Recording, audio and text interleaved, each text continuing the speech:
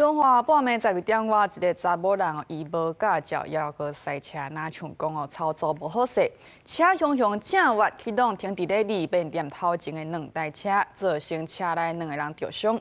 这个查某人无驾照赛车已经毋是第一摆，警方按照上新的道路交通管理处罚条例来加重处罚，当场驾车没收也是靠牌，也车主会连带受处罚。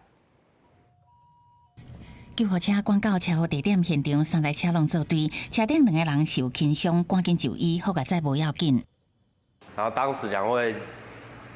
都在车上，一个在驾驶座，一个在副驾。然后驾驶的乘客他伤势比较轻，但是副驾比较严重一点。代志是第二是反正12点外，27岁姓王的查某囡仔开车沿彰化市中山路一段由南往北行驶，经过这个桥厢头前，好亲像操作无适当，向正面偏闪，大力弄到停伫路边的2台车，造成车顶2个人轻伤。 警方对肇事驾驶姓王的查某囡仔酒测判定伊无啉酒，不过一个调查竟然发现伊是无照驾驶。 发现王姓女驾驶没有酒驾，但是无照驾驶的情况那后续依规定自担告发。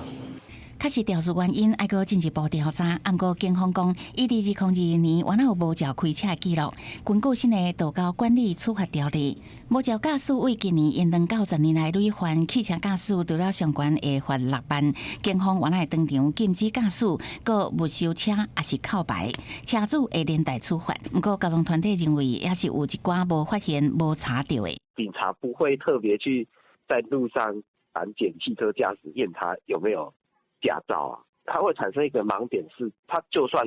没有出车祸，